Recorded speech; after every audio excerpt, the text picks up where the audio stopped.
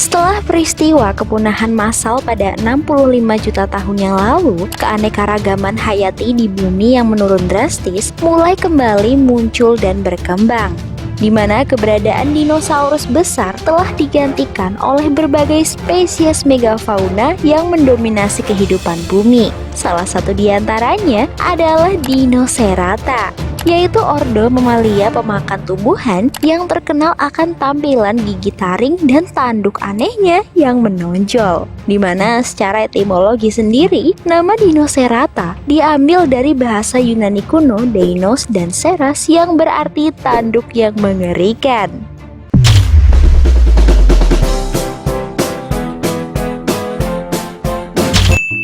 Ordo Dinocerata terdiri dari 2 family dan 7 genus, dimana kalau kita urutkan dari kemunculannya yang paling awal, Prodinoceras memiliki wujud dasar yang belum berevolusi mengembangkan tanduk unik Dinocerata. Mereka lebih terlihat seperti campuran badak dan kuda Nil bertaring panjang yang bisa tumbuh hingga tinggi 2,9 meter. Lalu dari temuan fosil Probatiopsis di Amerika Serikat, ilmuwan bisa memperkirakan bobot megafauna berjenis jantan ini mencapai 300 kg.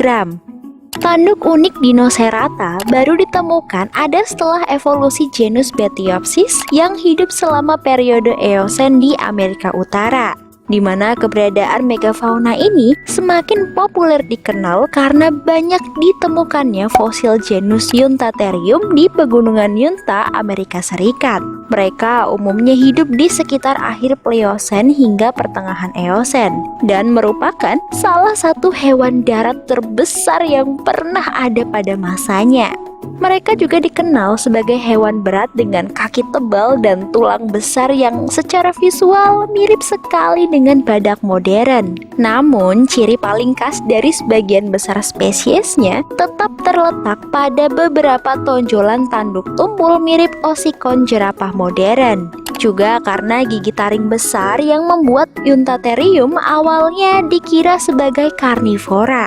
Tapi layaknya badak modern, Yunthatherium juga memiliki diet makan herbivora, di mana analisis terhadap gigi taring tersebut justru menunjukkan kemungkinan besar kalau mereka hidup di lahan basah seperti rawa-rawa, yang tampaknya membuat Yunthatherium cukup terspesialisasi dengan tanaman air lembut. Sehingga selain berfungsi sebagai senjata pertahanan, gigi taring panjang tadi juga dapat digunakan olehnya untuk menarik tanaman rawa keluar dari air.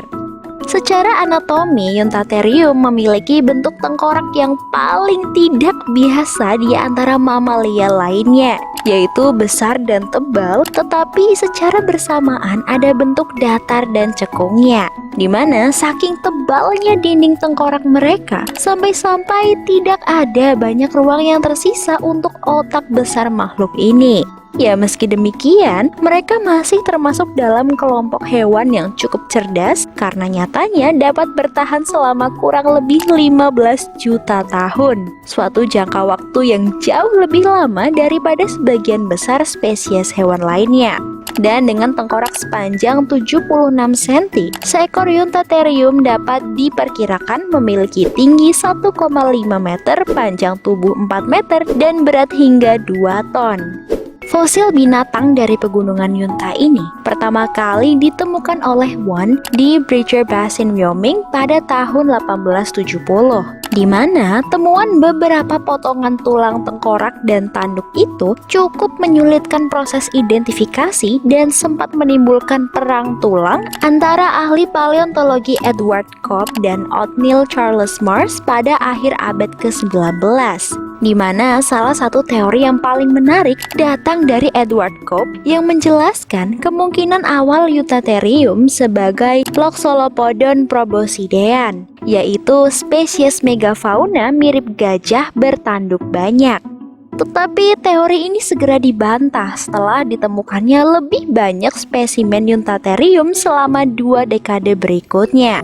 Perselisihan tentang identifikasi dan hak penamaan yang panjang bahkan telah membuat spesimen ini sempat memegang daftar calon nama lain seperti Titanotherium, Tinoceras, Octotomus, Ditetrodon, dan Yuntamastrix. Sebelum pada akhirnya nama Yuntatherium yang berarti binatang dari pegunungan Yunta pun resmi ditetapkan.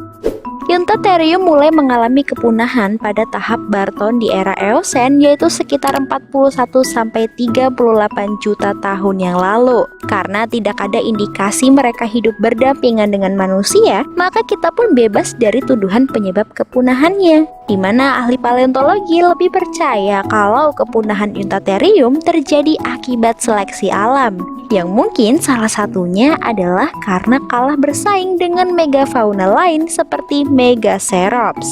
Ya, itulah sedikit cerita tentang ordo megafauna bertanduk aneh Dinocerata.